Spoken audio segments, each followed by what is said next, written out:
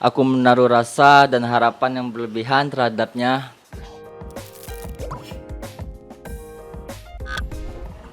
Assalamualaikum warahmatullahi wabarakatuh. Waalaikumsalam Salam warahmatullahi warahmatullahi wabarakatuh. wabarakatuh. Welcome back guys. Welcome back guys. To series 19.47 dengan program Minggu Cidro. Nah, kali ini kita kedatangan bintang tamu ya, bisa dikatakan bintang tamu ini. Dari Ketua Umum Komisariat Unbaja. Nah, kalau boleh tahu agar sobat-sobat Cidro kita mengenali narasumber kita kali ini, langsung saja kita kenalkan. Inilah dia. Ya, Nama lengkap siapa? ya nama saya Wali Negara, biasa dipanggil Ega. Saya asli Bangka Belitung.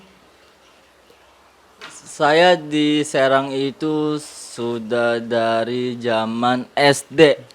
Oh, ternyata dia sudah menjadi warga Banten ya, guys.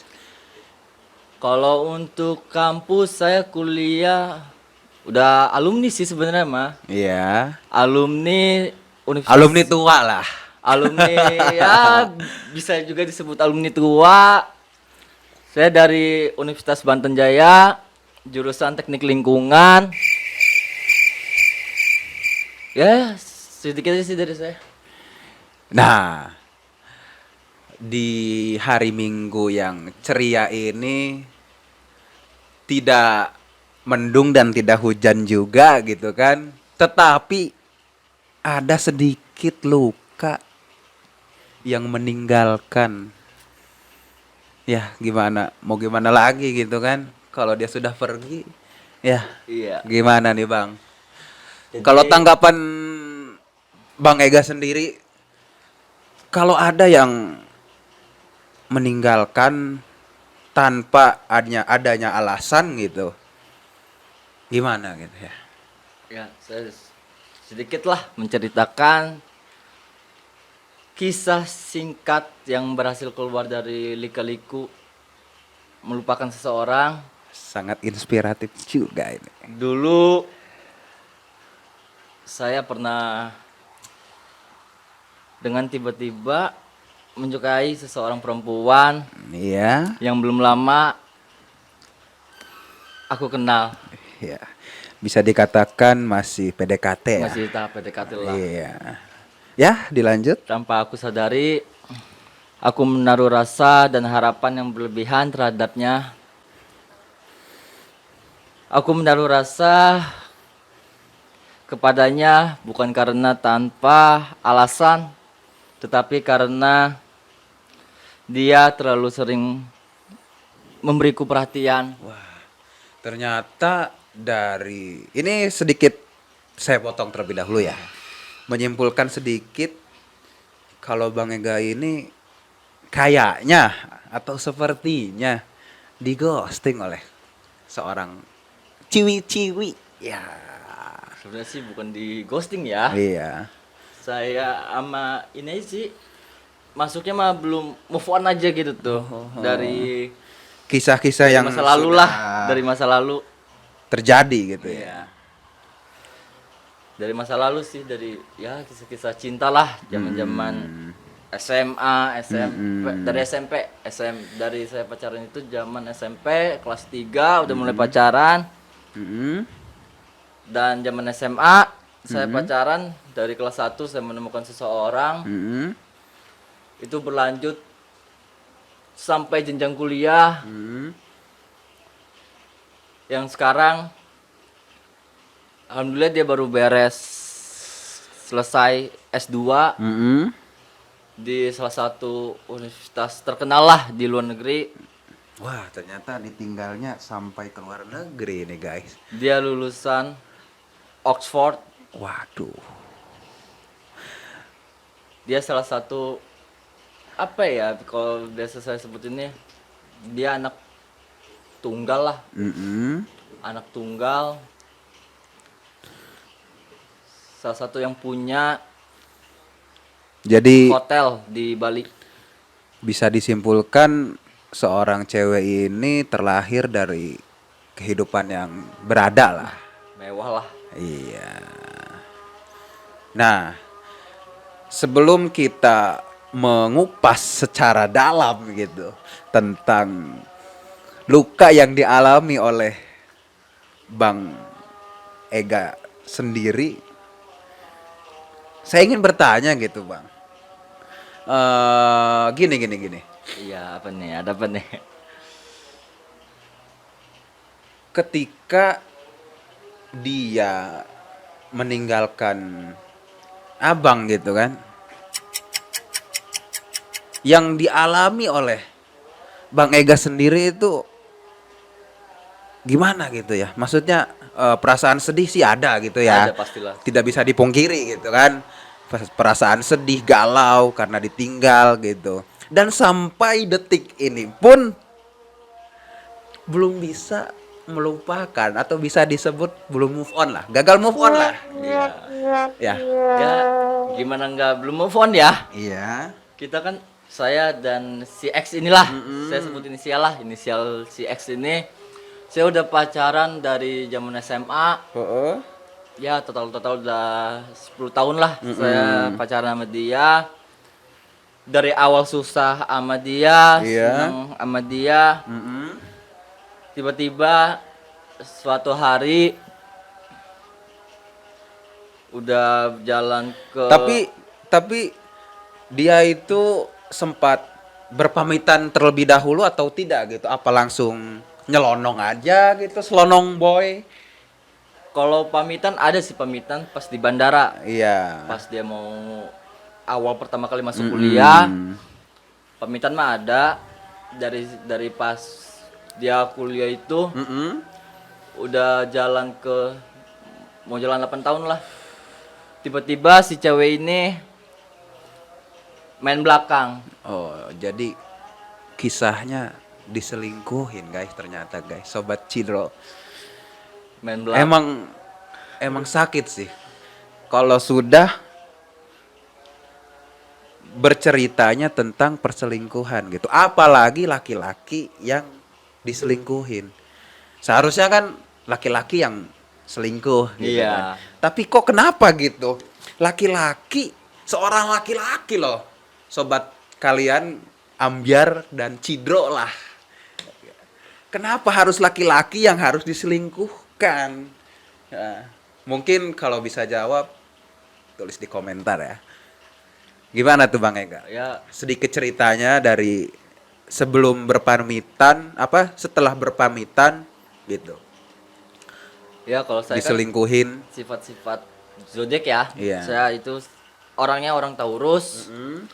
Taurus itu kan orangnya penyayang lah, Iya. penyayang, setia. Yakin penyayang lah gitu ya. 100% lah dia tuh orang Taurus tuh bener-bener setia lah. Heeh. Kalau udah diselingkuhin, Mm-mm. dia harus butuh, kan biasanya kalau zodiak yang lain kan biasanya butuh berapa bulan Iya. atau bertahun-tahun lah. Iya. Kalau saya di zodiak Taurus itu butuh hampir 4 tahunan. Saya harus bisa melupakan dia, kenangannya, dari perhatiannya. Apa aja yang sudah dilakukan gitu kan? Apa yang sudah ya berjalan selama kurang lebih 10 tahun. Iya, seperti itu. Kalau Gitu, ya. kenangannya sih banyak sih sebenarnya mama dia.